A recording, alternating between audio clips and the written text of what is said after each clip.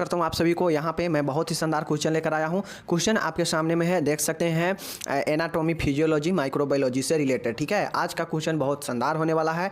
आज आप सभी के बीच में जो है हम 3 प्रश्न करेंगे। एक करेंगे आई से रिलेटेड, एक करेंगे इंडोक्राइन सिस्टम के बारे में, और एक करेंगे आपका किसके बारे में, एक ब्रेन के बारे में, यानी नर्वस सिस्टम के बारे में बात करेंगे। ठीक है, तो चलिए हम लोग जो है देखते हैं। चूंकि यह रिवीजन का क्लास है, फिर भी जो है हम डिटेल में बता रहे हैं, तो आपको जो है लोगों को ज़्यादा से ज़्यादा इसका फ़ायदा उठाना चाहिए। ठीक है, चलिए मैं शुरू करता हूँ। जितने भी महत्वपूर्ण क्वेश्चन है सबका रिवीजन मैं करा रहा हूँ। अगर जो लोग इस रिवीजन वाले को भी देख लेंगे अच्छे से, उनको जो है सारा चीज़ें क्लियर हो जाएगा। ठीक है, चलिए शुरू करते हैं।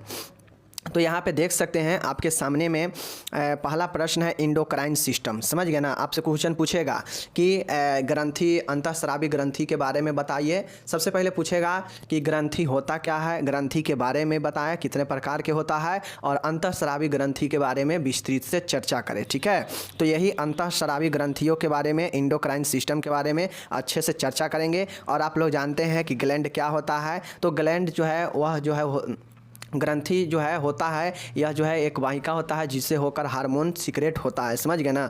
और जो है शरीर के विशेष स्थानों तक पहुंचता है जहां जरूरी होता है हार्मोन का, तो वही ग्लैंड होता है। ग्लैंड जो है आपका 3 प्रकार के होता है। एक होता है अंतःस्रावी, एक होता है बाह्यस्रावी, और एक होता है मिश्रित। समझ गए ना। 3 प्रकार के ग्लैंड होता है। जो अंतःस्रावी होता है वह आंतरिक जो वैसेल के द्वारा जो है आंतरिक अंगों तक पहुँचता है हार्मोन, तो वह अंतःस्रावी होता है।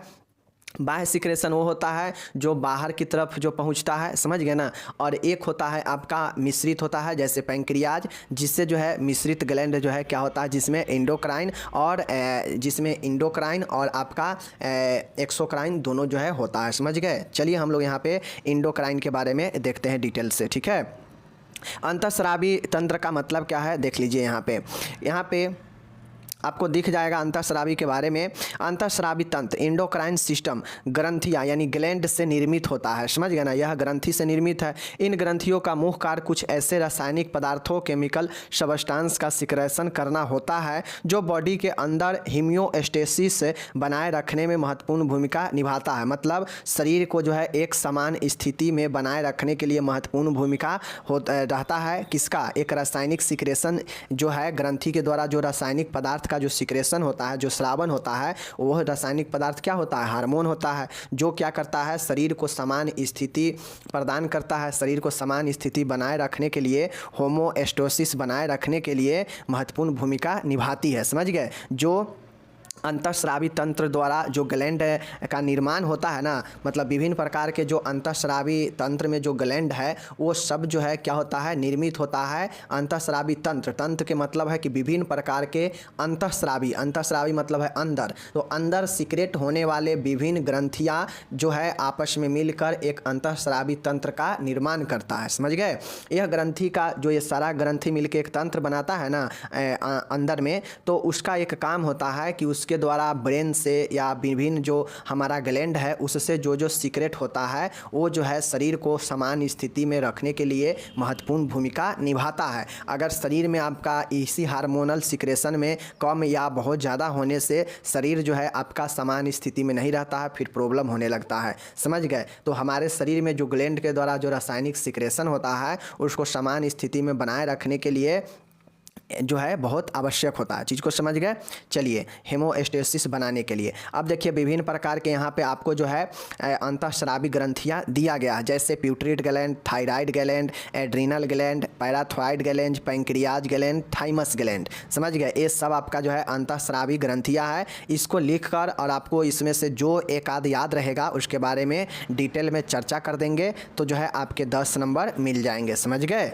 चलिए, या फिर आपसे इतना पूछेगा कि ग्रंथि क्या होता है, ग्रंथि क्या होता है, ग्रंथि के कितने प्रकार होते हैं, और विभिन्न और अंतःस्रावी ग्रंथियों के बारे में विस्तृत से चर्चा करें, तो आप लोग ग्रंथि क्या होता है लिख दीजिएगा कि ग्रंथि क्या होता है लिख दीजिएगा। उसके बाद ग्रंथि के 3 प्रकार जो बताए हैं, बाह्यस्रावित और अंतःस्रावित और मिश्रित, तीनों के लिख दीजिएगा और 2-2 लाइन डिफरेंशियल लिख दीजिएगा। हम पहले पढ़ा चुके हैं और अंतःस्रावी अभी यहाँ पे पढ़ा ही दिए। ठीक है ना। और इस सब का नाम लिख दीजिएगा अंतःस्रावी वाला का, तो आपका 10 नंबर कंप्लीट मिल जाएगा। समझ गए। चलिए, अब देखिए यही चीज़ें मैंने आपको बताया कि इन रासायनिक पदार्थों को हार्मोन कहते हैं। इन रासायनिक पदार्थ जो ग्रंथि से होकर सीक्रेट होता है उसको जो है हम लोग क्या कहते हैं, हार्मोन कहते हैं। समझ गए चीज़ को।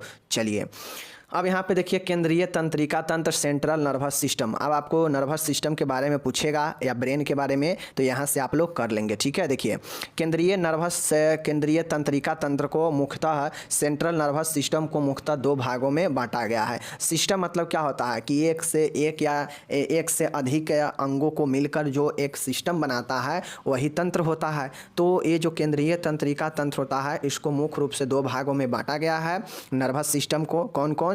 तो आप लोग को पता होना चाहिए नर्वस सिस्टम में एक ब्रेन होता है और एक स्पाइनल कॉर्ड होता है। समझ गए ना। स्पाइनल कॉर्ड कहाँ होता है? तो जैसे ये ब्रेन है, समझ गए, तो और ये आपका जो है गर्दन होता है। समझ गए ना। ये गर्दन है, ये ब्रेन है, सर में एक साइड में ब्रेन होता है क्रेनियल कैविटी में। तो ये जो है आपका इसी में जो है यहाँ तक नीचे तक जो है आपका स्पाइनल, पीछे रीढ़ की हड्डी जो कहते हैं ना उसमें एक स्पाइनल कॉर्ड होता है। समझ गए। जिसमें क्या होता है, फ्लूइड भरा होता है। समझ गए। जिसमें CSF cerebro spinal fluid brain में भी और इस स्पाइनल कॉर्ड में भी भरा होता है। और उस द्रव को रक्षा कौन करता है? मेनिंजिस करता है। तो स्पाइनल कॉर्ड और ब्रेन दोनों को रक्षा कौन करता है? मेनिंजिस, जिसके हम लोग क्या बोलते हैं? मस्तिष्क का आवरण बोलते हैं। तो ये दो समझ गए कि नर्वस सिस्टम के दो पार्ट, एक ब्रेन मस्तिष्क और एक स्पाइनल कॉर्ड। तो आज हम लोग जो है स्पाइनल कॉर्ड के बारे में ब्रेन के बारे में डिटेल से देखते हैं। समझ गए। चलिए यहाँ पे देख लीजिए स्पाइनल कॉर्ड में आपको सबसे ज़रूरी जो चीज़ें होता है वो आपको जो है मेनिंजिस के बारे में जानना होता है। क्योंकि आप लोग जानते हैं कि ब्रेन हमारा जो है जो ऊपर से जो कंकाल होता है, स्केलेटन जो होता है उसमें जो है खोपड़ी स्कल में जो है मौजूद होता है अंदर ब्रेन। अब उस खोपड़ी के अंदर एक जो है आवरण होता है जो ब्रेन को ढकता है, जिसे हम लोग मेनिंजिस कहते हैं। और यह मेनिंजिस जो है 3 लेयर में बना होता है। ठीक है। तो यह मेनिंजिस स्पाइनल कॉर्ड को भी और ब्रेन को भी ढक कर रखता है। ठीक है। देख लीजिए मेनिंजिस क्या होता है, देख लीजिए मस्तिष्क का, ब्रेन एवं मणिरज्जु स्पाइनल कॉर्ड के चारों ओर ऊतकों द्वारा निर्मित 3 आवरण पाए जाते हैं। इन्हें मस्तिष्क का आवरण कहते हैं। समझ गए ना। जान गए कि ब्रेन और स्पाइनल कॉर्ड को चारों ओर ऊतक से बना हुआ एक आवरण से निर्मित जो है 3 लेयरों में ढका होता है जो सुरक्षा प्रदान करता है ब्रेन और स्पाइनल कॉर्ड को। समझ गए ना। और ये जो होता है इसे हम लोग मेनिंजिस यानी मस्तिष्क का आवरण मतलब मस्तिष्क के आवरण कहते हैं। समझ गए। ये निम्न होते हैं। कौन कौन होते हैं देख लीजिए, याद करके जरूर रखिएगा। ये सब मस्तिष्क का पार्ट है। समझ गए ना। ये मस्तिष्क में भी लिखा जाएगा और स्पाइनल कॉर्ड के बारे में पूछेगा तो स्पाइनल कॉर्ड के बारे में भी लिखा जाएगा। स्पाइनल कॉर्ड के बारे में समझ लीजिए कि मेरुरज्जु जो होता है वह रस्सी के समान एक रचना होता है। समझ गए। जो आपके ब्रेन मस्तिष्क के नीचे वाले भाग ऑब्लंगेटा से लगा हुआ और नीचे जो है कमर के ऊपर तक जो है यह रहता है पतला सा। बैकबोन जो होता है ना उसके नीचे जो है यह आपका स्पाइन होता है और उसमें CSF भरा होता है, द्रव भरा होता है। समझ गए ना। और जिसको रक्षा कौन करता है, आवरण देता है कौन? मेनिंजिस देता है। तो मेनिंजिस ब्रेन को भी ऊपर आवरण देता है, ढकता है। और पीछे बैक में जो आपका CSF जो है जो स्पाइनल कॉर्ड है उसको भी रक्षा देता है। तो ये जो है तीनों के रचना में तो मेनिंजिस के बारे में, इसके लेयर के बारे में ब्रेन में भी लिखना पड़ेगा। और आपको स्पाइनल कॉर्ड अगर पूछ देगा तो स्पाइनल कॉर्ड के बारे में भी जो है स्पाइनल के कॉर्ड में भी लिखना पड़ेगा। ठीक है। चलिए दृढ़ तनिका देख लीजिए। यह ब्रेन एवं मेरुरज्जु स्पाइनल कॉर्ड के चारों ओर पाए जाने वाला सबसे बाहरी आवरण होता है। देखिए ड्यूरामेटर या इसी को दृढ़ तनिका कहते हैं। दृढ़ मतलब क्या होता है? मजबूत। समझ गए ना। तो दृढ़ तनिका या ड्यूरामीटर जो होता है यह ब्रेन और स्पाइनल कॉर्ड के चारों ओर पाए जाने वाला यह आवरण का सबसे बाहरी परत होता है। समझ गए ना। तो ड्यूरामेटर समझ गए। चलिए दूसरा है आर्केनॉइड या इसी को जो है हम लोग जाल तनिका बोलते हैं। ठीक है। चलिए यह ब्रेन एवं स्पाइनल कॉर्ड के चारों ओर पाए जाने वाला मध्य आवरण है जो कि ड्यूरामेटर एवं पायोमीटर के बीच में होता है। अब ये आर्केनॉइड जो होता है ना यह जो है आपके बीचला परत है जो आपके ड्यूरामेटर सबसे बाहरी और पियामेटर सबसे आंतरिक परत के बीच में यह आर्केनॉइड होता है और यह जो है आवरण का सेकेंड लेयर है। समझ गए। चलिए तीसरा यहाँ पे देखिएगा कि मृदु तनिका या पायामीटर, ठीक है ना, पायोमीटर, यह सबसे भीतरी मस्तिष्क का आवरण है। तो पहला आवरण कौन सा है? पहला आवरण कौन सा है? झिल्ली का, मेनिंजिस को झिल्ली भी कहते हैं, ठीक है ना। तो ये झिल्ली का जो पहला आवरण है इसको क्या बोलते हैं? ड्यूरामेटर, दृढ़ तनिका, डी से डिनोट कीजिए। 2 सेकेंड वाला जो है यह आर्केनोइड है, ऐसे इसको जो है डिनोट कीजिए। और आंतरिक वाला जो लेयर है इसको हम लोग बोलते हैं पियामेटर। समझ गए? पियामेटर चीज़ को समझ गए? यह 3 झिल्ली से ब्रेन या स्पाइनल कोड ढका होता है। और यह मेनिंजिस किससे बना होता है? यह ऊतकों के बना हुआ एक झिल्ली होता है। समझ गए? चलिए, तो ये आवरण में, रचना में ये भी लिखाएगा, समझ गए ना। तो रचना में सबसे पहला पार्ट हो गया उसका आवरण के बारे में, आवरण के बारे में जान लिए। अब जो है यहाँ पे एक चीज़ समझिए मस्तिष्क के बारे में। अब हम चूँकि मस्तिष्क के बारे में पढ़ रहे हैं तो मस्तिष्क के रचना में हम लोग पहला उसके आवरण के बारे में पढ़ लिए कि मस्तिष्क को कौन ढक के रखता है। तो मेनिंजिस ढक के रखता है और वह 3 लेयर में होता है, हम लोग पढ़ लिए। अब देखिए, मस्तिष्क में पाई जाने वाली गुहा ventricle of the brain, brain में जो गुहा होता है ना उसे हम लोग वेंट्रिकल बोलते हैं। समझ गए? क्या बोलते हैं? वेंट्रिकल बोलते हैं। तो मस्तिष्क में पाए जाने वाली जो गुहाएं हैं, ब्रेन में अनियमित आकार की गुहाएं, समझ गए ना, कैविटीज या फिर वेंट्रिकल्स पाई जाती है, जिनमें सेरिब्रोस्पाइनल द्रव CSF भरा होता है। समझ गए? मस्तिष्क में जो गुहा होता है ना, मस्तिष्क में पाई जाने वाली जो वेंट्रिकल है, जो गुहा है, ब्रेन में अनियमित आकार की गुहा पाई जाती है, ठीक है। उसमें जो है होता है, उस गुहा में क्या होता है? गुहा मिस कहा जाए तो कैविटी, कैविटी मतलब एक होल, एक गड्ढा, समझ गए ना, गड्ढा जहाँ पे कोई चीज़ें जमा रहता है या फिर उसमें कोई अंग रहता है। समझ गए ना। तो ब्रेन में जो कैविटी है मस्तिष्क में, उसमें CSF, सेरेब्रोस्पाइनल फ्लूइड यानी द्रव भरा होता है ब्रेन के कैविटी में। समझ गए? चलिए, ये हो गया। अब ये जो कैविटी होती है ना ब्रेन में, जो वेंट्रिकल होती है, इस वेंट्रिकल्स के 4 संख्या होता है, याद रखिएगा। फर्स्ट, सेकेंड, थर्ड, फोर्थ जो है कुल 4 जो है ब्रेन में वेंट्रिकल्स यानी गुहाएं होती है, ठीक है। चलिए देख लीजिए कौन कौन सा है आपका। एक है आपका दाई एवं बाईं ओर के पार्श्व गुहाएं, right and left lateral ventricles, मतलब एक होता है दाई और एक होता है आपका बाईं तरफ के क्या चीज़? वेंट्रिकल्स यानी पार्श्व गुहाएं, मतलब left lateral, right and left lateral ventricle. समझ गए चीज़ को? चलिए, उसके बाद है थर्ड वेंट्रिकल है और उसके बाद आपका है फोर्थ वेंट्रिकल है। कुल यह 4 वेंट्रिकल होता है। ऑब्जेक्टिव में पूछेगा कि ब्रेन में कितने वेंट्रिकल, कितने गुहाएं होते हैं, तो 4 होते हैं। समझ गए? और आप सभी से चलिए, ये आप गुहा के बारे में जान लिए। अब हम लोग मस्तिष्क के बारे में कुछ चीज़ें जान लेते हैं, ठीक है। देखिए, यह वयस्क मस्तिष्क जो होता है, यह जो है केंद्रीय तंत्रिका तंत्र का भाग है, जो मानव शरीर के मुख्य अंगों में से एक अंग है। समझ गए? ऐसे लिखना पड़ेगा, मैं यहाँ पे शॉर्ट में लिखा हूँ, लेकिन आपको ब्रेन के बारे में लिखना पड़ेगा कि मस्तिष्क जो है मानव शरीर के एक महत्वपूर्ण अंगों में से एक है, जो संतुलन और जो है संतुलन का और विभिन्न प्रकार के संवेदी क्रियाओं को और साथ में सोचने समझने की चीज़ों को संपादन करता है, ठीक है। ब्रेन जो होता है यह आपके कुल वजन का लगभग 2% होता है। अगर आपका शरीर में जितना भी वजन है उसका 2% निकालिए। अगर कोई व्यक्ति 60 kg का है, समझ गए, तो 2% इसका जो है निकालिएगा तो कितना हो जाएगा? 1 से 1 गया, 2 5 6 10 गया और 5 से इसको में भाग दीजिए तो 1.2, लगभग उसका जो है 1200 ग्राम का जो है उसका क्या हो जाएगा? ये आपका ब्रेन हो जाएगा। समझ गए ना। तो लगभग 12 से 1400 ग्राम के आसपास में ही जो है ब्रेन का वजन भी होता है। समझ गए ना। तो ये जो है आपको याद 12 से 1400 ग्राम के, ठीक है ना, लगभग 2% ये आपका होता है। समझ गए? चलिए, मस्तिष्क क्रेनियल गुहा कैविटी में स्थित होता है। अब आप सभी से पूछेगा कि ब्रेन किस कैविटी में होता है, तो ब्रेन में कितने वेंट्रिकल होते हैं? 4, ये तो याद है। अब आपको ये भी याद रखना पड़ेगा कि ब्रेन जो है मस्तिष्क हमारा वह किस कैविटी में है, तो क्रेनियल कैविटी, क्रेनियल गुहा में स्थित है। ऑब्जेक्टिव के लिए महत्वपूर्ण है, ठीक है। चलिए, ह्यूमन ब्रेन में लगभग 10 बिलियन न्यूरॉन्स होते हैं। आप लोगों को पता है न्यूरॉन्स जो है तंत्रिका तंत्र के संरचनात्मक और क्रियात्मक इकाई कौन होता है? वह न्यूरॉन होता है, ठीक है। तो न्यूरॉन्स जो है लगभग ह्यूमन ब्रेन में, मस्तिष्क में लगभग 10 बिलियन जो है न्यूरॉन्स होते हैं। समझ गए ना। चलिए, मस्तिष्क में निम्न भाग पाए जाते हैं। अब हम लोग मस्तिष्क के बारे में थोड़ा मोड़ा जान लिए, तो अब हम लोग चलते हैं मस्तिष्क में निम्न भाग होते हैं, ठीक है। देखिए, मस्तिष्क इसमें जो होता है सेरेब्रम होता है, और यह जो है मस्तिष्क का प्रमस्तिष्क, यह मस्तिष्क का सबसे बड़ा भाग होता है सेरेब्रम, ठीक है ना।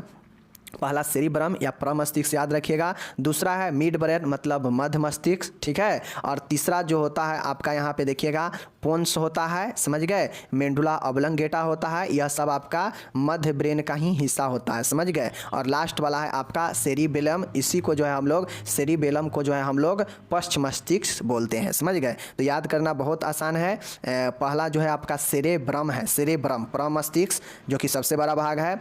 उसके बाद है आपका मिड ब्रेन है मतलब मध्य मस्तिष्क, मध्य मस्तिष्क में क्या आता है, पोन्स है, मेंडुला ऑब्लंगेटा है, और सबसे लास्ट वाला आपका क्या है, सेरिबेलम यानी पश्च मस्तिष्क है, ठीक है। तो ब्रेन के 3 भाग याद रखिएगा। अब चलिए इसके बारे में थोड़ा थोड़ा हम लोग जान लेते हैं। पहला वाला है प्रमस्तिष्क सेरिब्रम, सेरिब्रम का मतलब क्या होता है, यह जो है मस्तिष्क का सबसे बड़ा भाग होता है, समझ गए, यह ह्यूमन ब्रेन का सबसे बड़ा भाग होता है।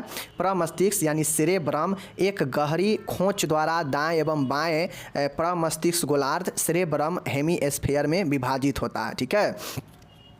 इस चीज़ को जानिए कि जो प्रमस्तिष्क जो सेरिब्रम है, यह सेरिब्रम ह्यूमन ब्रेन का सबसे बड़ा भाग होता है, समझ गए। और प्रमस्तिष्क एक गहरी खोंच द्वारा, समझ गए ना, यह एक गहरी खोंच, समझ गए ना, एक गहरी खोंच द्वारा राइट एवं लेफ्ट प्रमस्तिष्क गोलार्ध मतलब सेरिब्रल हेमीस्फीयर में विभाजित होता है। मतलब यह जो ह्यूमन ब्रेन होता है यह दाएं एवं बाएं गोलार्ध प्रमस्तिष्क गोलार्ध में विभाजित होता है 2 भाग में, समझ गए। प्रमस्तिष्क के बारे में समझ गए। चलिए अब यहाँ पे सेरेब्रम के बारे में और देखिए। सेरेब्रम में पाए जाने वाला वलन गायरी या कन्वल्सन कहलाते हैं, जो कि सेरेब्रम के सरफेस एरिया को अत्यधिक बढ़ाते हैं, ठीक है।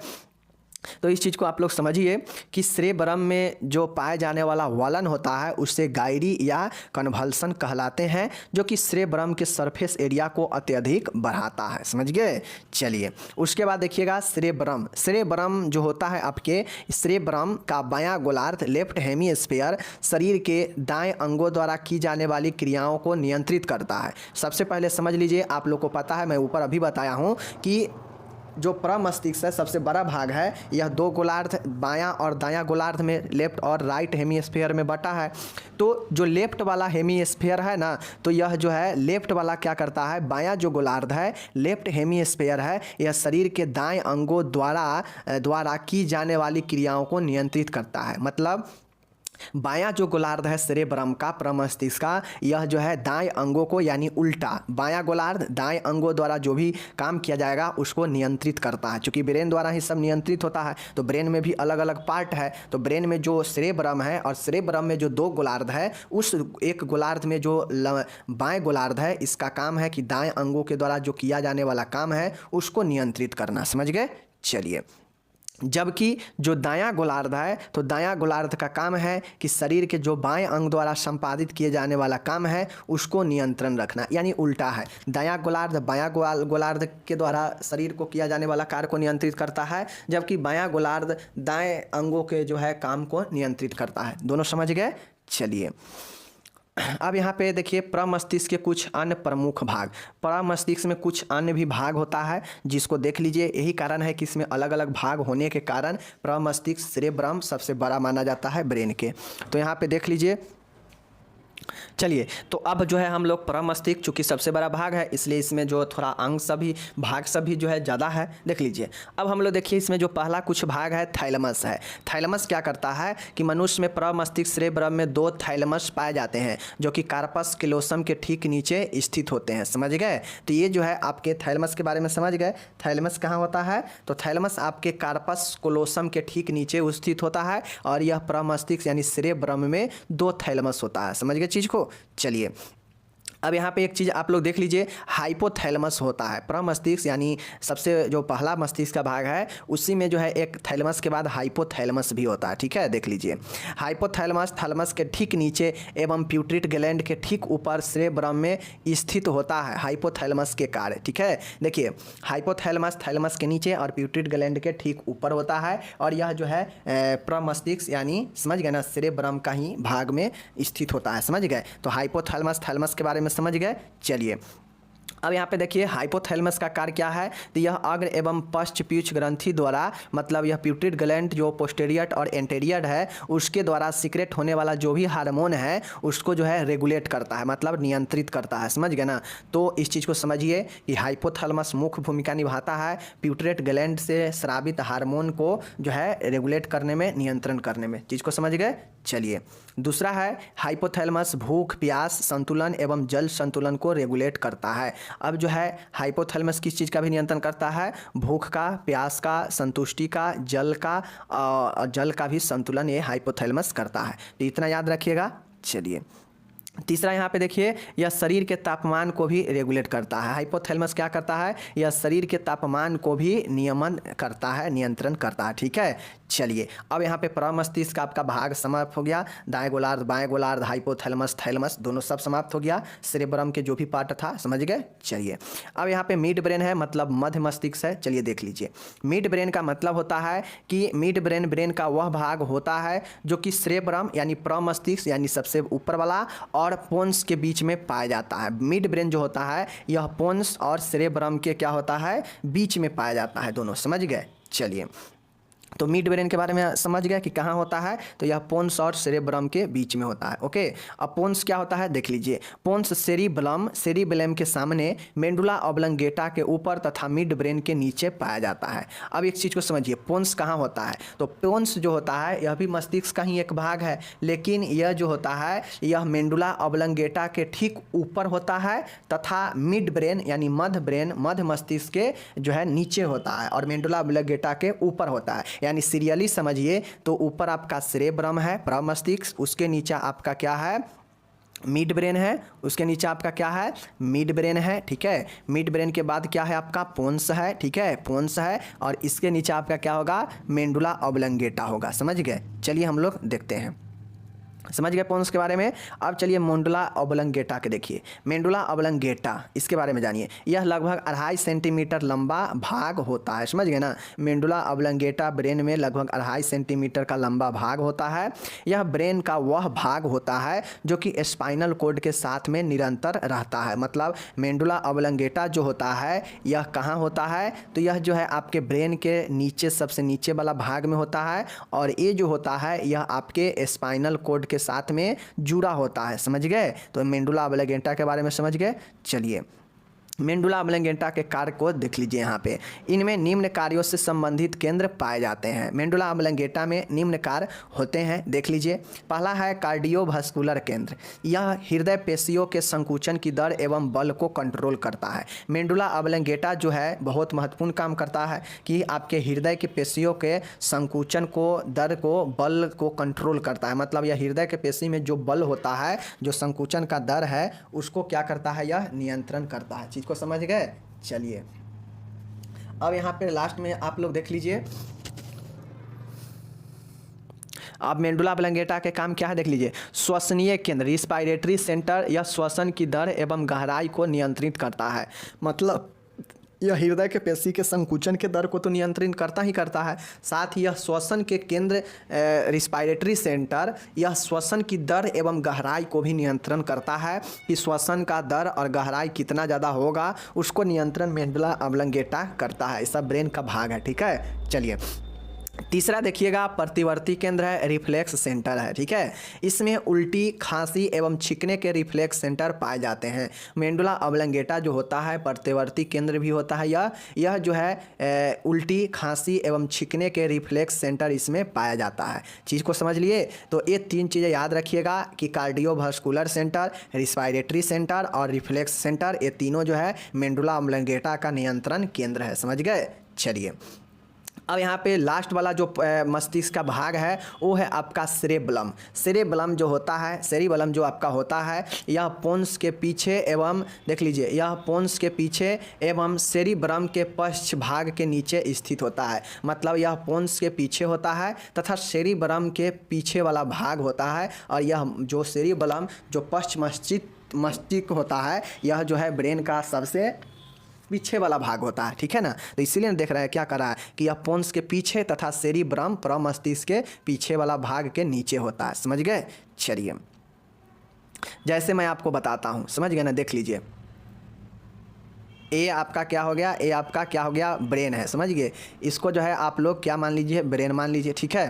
तो ए ब्रेन है। तो देखिए आपके जो है ए वाला जो भाग हो जाता है, लगभग आपका ए वाला जो भाग हो जाता है ना, ये प्रमस्तिष्क का भाग हो जाता है, ठीक है, प्रमस्तिष्क। उसके बाद यहाँ पे जो है आपका एक जो है मध्य मस्तिष्क होता है, और ये वाला जो भाग होता है आपका नीचे में पश्च मस्तिष्क का होता है, ठीक है। और इसके बाद जो होता है मेंडुला ऑब्लंगेटा जो है, मेंडुला ऑब्लंगेटा से आपका स्पाइनल कोड लगा होता है, समझ गए चीज़ को। चलिए ये चीज़ समझ गए। अब देखिए पश्च मस्तिष्क सेरिबलम के कार्य, क्या कार्य होता है। तो देखिए सेरिबलम का एक महत्वपूर्ण कार्य है कि यह शरीर को संतुलन, बैलेंस बनाए रखने एवं मूवमेंट को नियंत्रित करता है, गति को नियंत्रित करने में सहायक होता है तथा यह संतुलन बनाए रखने में सहायक होता है। यह शरीर को संतुलन और गति पर नियंत्रण में सहायता करता है, ठीक है। तो सेरिबलम पश्च मस्तिष्क के बारे में समझ गए।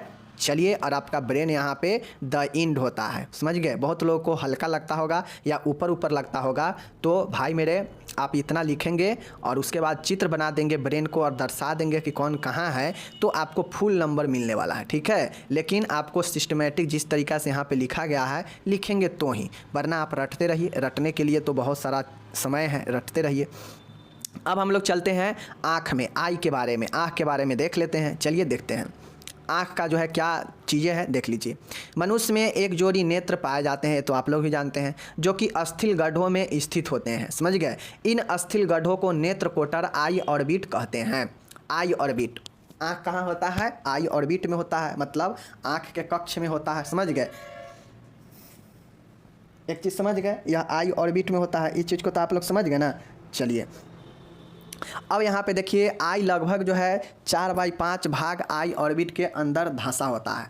आँख का जो लगभग भाग होता है ना, वह आँख के लगभग भाग में 5 हिस्सा में से 4 हिस्सा जो भाग होता है ना, यह जो है आई ऑर्बिट में जो है धंसा हुआ रहता है। और जो बाहर दिखता है वह सिर्फ और सिर्फ एक हिस्सा ही दिखता है, बाकी जो लगभग 4 हिस्सा है वो आपके अंदर धंसा हुआ होता है, जो आपको नहीं दिखता है, समझ गए। तो यही जो है आपका नेत्र कोटक जो होता है, नेत्र कोटक जो होता है, यह आई ऑर्बिट होता है, समझ गए। और इन अस्थिल गड्ढों, मतलब जो अस्थिल गड्ढ होता है उसको आई ऑर्बिट, आँखीय कक्ष भी कहते हैं, समझ गए। चलिए ये समझ गए। अब देखिए आँख की संरचना, देखिए आँख की संरचना, स्ट्रक्चर ऑफ आई।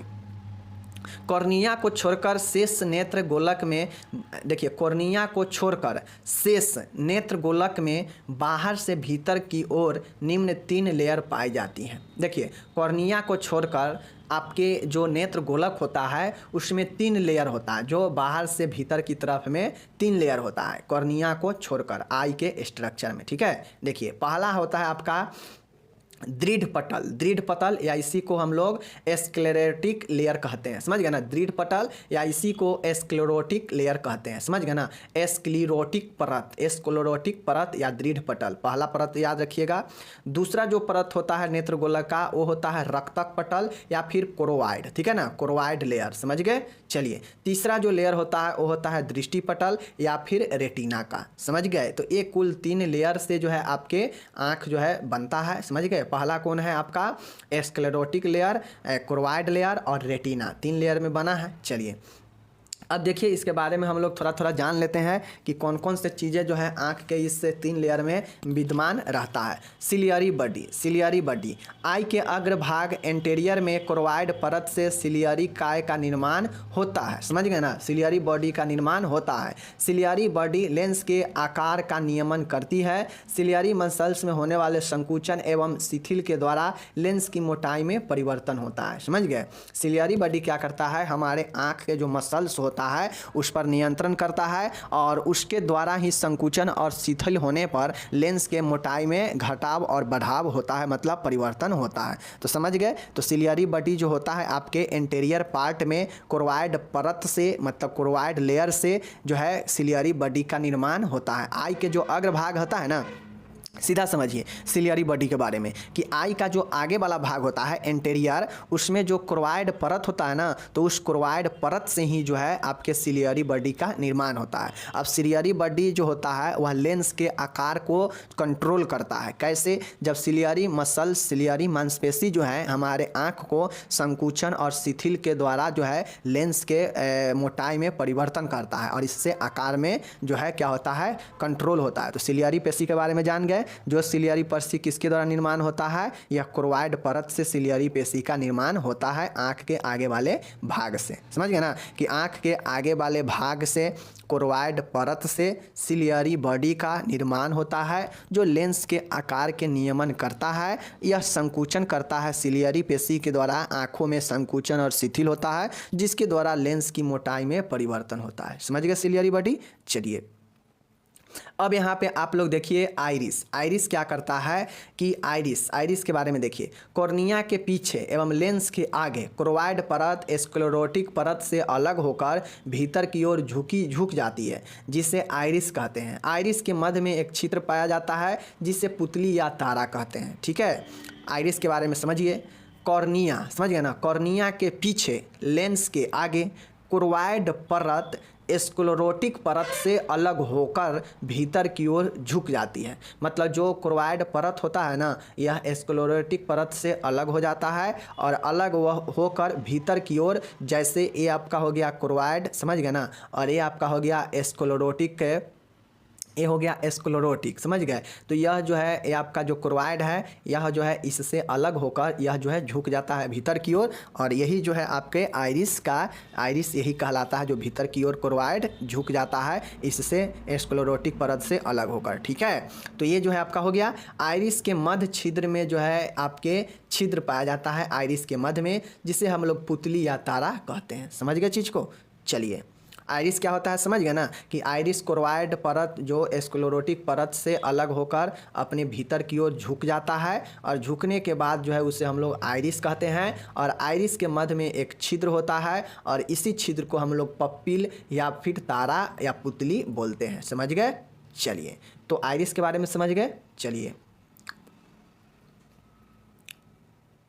देखिए अब ये जो क्रोवाइड परत जो झुकता है स्क्लेरोटिक से अलग होकर, तो यह क्रोवाइड परत कहाँ होता है? कॉर्निया के पीछे होता है तथा लेंस के आगे होता है। मतलब यह जो है आपका ये हो गया आपका कॉर्निया हो गया, ये कॉर्निया है, समझ गए, ये कॉर्निया है और ये जो है आपका यहाँ पे आपका लेंस है। समझ गए ना, ये लेंस है और ये आपका कॉर्निया है। तो कॉर्निया के पीछे यानी इधर, समझ गए, और लेंस के आगे मतलब इस दोनों के बीच में जो है आपका क्रोवाइड होता है और यह क्रोवाइड जो है स्क्लेरोटिक परत से अलग होकर झुकता है और झुकने के बाद इसमें एक छिद्र होता है जिससे हम लोग आइरिस पुतली बोलते हैं। समझ गए।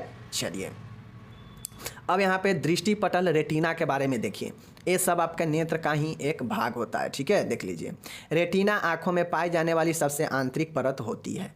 रेटिना क्या है? आँख में पाई जाने वाली सबसे आंतरिक परत होती है। इस चीज़ को आप लोग को ध्यान में रखना है। समझ गए। क्रोवाइड कौन सा होता है आप लोग को पता है ना, अभी पढ़ाए हैं ऊपर में। क्रोवाइड मध्य वाला होता है और सबसे ऊपर वाला स्क्लेरोटिक। समझ गए। चलिए कॉर्निया को छोड़कर लेंस देखिए। लेंस क्या होता है? मनुष्य की प्रत्येक आई में आइरिस के पीछे एक पारदर्शी तथा उभयोतल बाइकॉन्वेक्स लेंस पाया जाता है। ठीक है ना। लेंस क्या होता है? लेंस एक पारदर्शी होता है। पारदर्शी होता है तब ना इस पार के उस पार चीज़ों को देख पाता है लेंस के द्वारा। तो अगर अपारदर्शी रहेगा, अपारदर्शी का मतलब है कि व्यक्ति को मोतियाबिंद हो जाना। समझ गए ना। चलिए तो लेंस क्या होता है? मनुष्य की प्रत्येक आई में आइरिस के पीछे, पुतली के पीछे एक पारदर्शी जो है तथा उभयोतल लेंस पाया जाता है। समझ गए ना। आइरिस के पीछे पारदर्शी और उभयोतल लेंस पाया जाता है। समझ गए। चलिए लेंस निलंबन तंतुओं द्वारा सिलियरी बॉडी से जुड़ा होता है। लेंस जो होता है यह सिलियरी बॉडी से जुड़ा होता है, तभी तो जो है सिलियरी बॉडी जो है जैसे चाहता है वह पुतली इधर से उधर जो है करते रहता है। समझ गए ना। चलिए उम्र बढ़ने के साथ साथ लेंस धुंधला, भूरा व कम लचीला होता जाता है। इस बीमारी को मोतियाबिंद कहते हैं। समझ गए ना। जैसे जैसे व्यक्ति में उम्र बढ़ता है आँख का जो लेंस होता है धुंधला, भूरा और कम लचीला होते जाता है, जिसके कारण जो है मोतियाबिंद भी होता है। समझ गए? तो यही जो है आपका हो गया लेंस का। ठीक है, लेंस जो है नेत्र गोलक की गुहा के 2 भागों में विभक्त होता है। लेंस जो होता है ना, यह 2 भागों में विभक्त होता है नेत्र गुहा में। ठीक है ना, देख लीजिए, पहला है जलीय कक्ष एक्वस ह्यूमर और दूसरा होता है ब्यूटरस ह्यूमर। समझ गए? देख लीजिए, जलीय कक्ष क्या होता है, यह कॉर्निया और लेंस के बीच में पाया जाता है। एक कहाँ होता है, एक साइड कॉर्निया है, एक साइड लेंस है, इसके बीच में जो पाया जाएगा यह जलीय कक्ष एक्वस ह्यूमर होता है। इस कक्ष में जल के समान एक तरल पदार्थ पाया जाता है जिसे जलीय द्रव या एक्वस ह्यूमर कहते हैं। यानी कॉर्निया और लेंस के बीच में एक जलीय द्रव होता है जो क्या होता है, तरल पदार्थ होता है, जिसे हम लोग एक्वस ह्यूमर कहते हैं। समझ गए? चलिए, दूसरा यहाँ पे देखिएगा ब्यूटरस चेंबर है, या इसी को ब्यूटरस फ्लूइड, ब्यूटरस ह्यूमर, एक्वस ह्यूमर और ब्यूटरस ह्यूमर भी बोलते हैं। यह लेंस के पीछे स्थित होता है तथा इसमें कचाव द्रव ब्यूटरस फ्लूइड पाया जाता है। यानी एक आपका देखिएगा कॉर्निया और लेंस के बीच में क्या होता है आपका एक्वस ह्यूमर, यहाँ पे एक्वस ह्यूमर, जबकि लेंस के पीछे आपका ब्यूटरस ह्यूमर होता है। और दोनों क्या है, यह कचाव होता है ब्यूटरस और यह आपका क्या होता है, आपका जलीय द्रव। समझ गए? चलिए, दोनों के बारे में समझ गए। चलिए, अब देखिए नेत्र के क्रिया विधि में आपको जो है नेत्र के क्रिया विधि देख लीजिए। दूर की वस्तुओं को देखने के दौरान सिलियरी बॉडी के पेशी तंतु शिथिल हो जाता है एवं लेंस को लटकाने वाले निलंबन तंतु फाइबर तन जाते हैं। फलस्वरूप लेंस पतला एवं चपटा हो जाता है। देखिए, किसी कोई व्यक्ति अगर दूर के चीज़ों को देखता है ना, तो उसके देखने में सिलियरी बॉडी, जो सिलियरी काय होता है, सिलियरी मसल्स, ये बहुत ज़्यादा जो है क्या होता है, इसके जो तंतु होते हैं सिलियरी बॉडी का, यह जो है शिथिल हो जाता है। और शिथिल होने से जो लेंस होता है, वह लेंस के जो लटकने वाला निलंबन तंतु होता है, यह जो है तन जाता है, टाइट हो जाता है, टेंशन आ जाता है इसमें। समझ गए? जिससे लेंस जो है पतला एवं चपटा हो जाता है। जाहिर सी बात है, आप किसी चीज़ को तान कर रखेंगे तो वह चीज़ें क्या होगा, पतला होगा, तन जाएगा। तो यह जो है दूर की वस्तुएं व्यक्ति को दिखाई देता है। समझ गए? लेकिन जो व्यक्ति कोई व्यक्ति नीचे नज़दीक की चीज़ों को देखता है तो कैसे दिखता है, देख लीजिए। नज़दीक की वस्तुओं को जब दिखता है तो जो है देखने के दौरान जो सिलियरी बॉडी का जो पेशी होता है ना, वह जो है तंतु संकुचित हो जाते हैं। ऊपर में दूर में देखने में शिथिल हो जाता था, लेकिन यहाँ पे संकुचित हो जाता है। एवं लेंस को लटकाने वाले निलंबन तंतु ढीले हो जाते हैं। वहाँ पे तन जाता था, लेंस को लटकाने वाला जो निलंबन तंतु था वहाँ पे तन जाता था, जिसके कारण लेंस चपटा और पतला हो जाता था। लेकिन यहाँ पे जो लेंस का लटकाने वाला जो निलंबन तंतु है, पास के वस्तुओं को देखते समय जो है लेंस का जो निलंबन तंतु होता है वह ढीला पड़ जाता है। ढीला पड़ने से लेंस मोटा और बाइकॉन्वेक्स हो जाता है। ठीक है, जिससे जो है नज़दीक का वस्तु देख पाता है व्यक्ति। समझ गए चीज़ को? चलिए, अब देखिए आँख के संरचना में कुछ अन्य सहायक अंग होते हैं जिसको देख लीजिए। एक होता है कंजक्टिवा, एक होता है आईलिड्स पलके, और एक होता है आई लैसेज बरौनिया, और एक होता है आपका भौं, ये मोहे नहीं होगा, भौए होगा यहाँ पे आईब्रोज। समझ गए? और पांचवा है अश्रु ग्रंथि लाइक्रिमल ग्लैंड। समझ गए? ये सब आपके सहायक आँख का संरचना है। इसमें जो है आप लोग खुद से लिख लीजिएगा, अश्रु ग्रंथि, भौए, बरौनिया, पलके, कंजक्टिवा। समझ गए? तो ये आँख का संरचना हो गया। समझ गए? चलिए, अब हम लोग मिलेंगे अगले वीडियो के साथ। तब तक विदा लेते हैं।